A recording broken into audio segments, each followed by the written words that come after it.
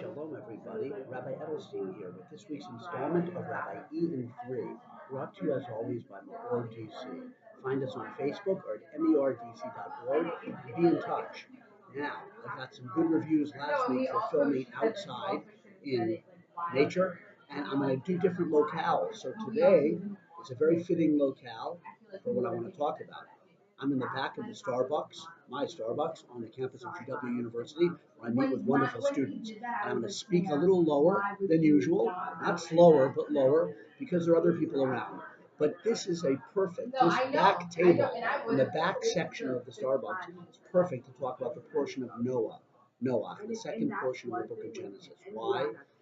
Look, fire extinguisher, panic alarm button, emergency exit. Noach didn't have any of these options.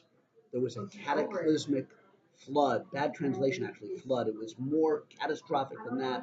A catastrophe going on outside his ark, the ark where he was. He couldn't put it out with a fire extinguisher.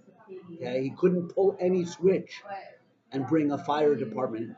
No fire department around. No one else around but him, his 3 children, his sons, and their wives. 8 people in the ark, and all of living creatures, of species, all the species in the ark. But no fire extinguisher, no alarm, no emergency exit.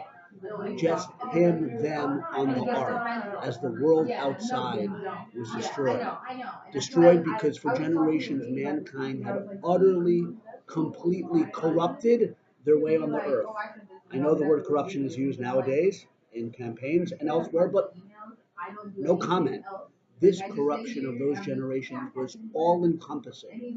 It says the world was filled with robbery, stealing, taking at every level, in addition to immorality and idolatry, all of those things. Mankind had, there are no words to describe it, actually, how bad it was. When Noah was in the ark, he was righteous and pure-hearted.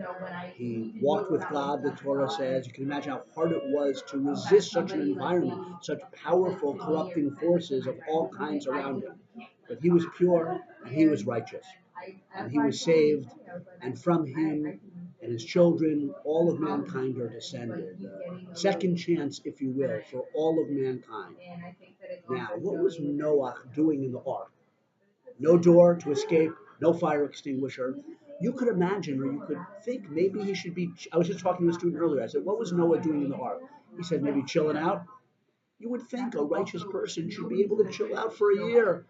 But no, day and night, every hour of every day, he and the rest of the people in the ark were taking care of the animals and feeding them. And it says they were sick. They were so tired. They couldn't sleep any normal times. They were round the clock giving to the animals. They had to do so. It had to be that way.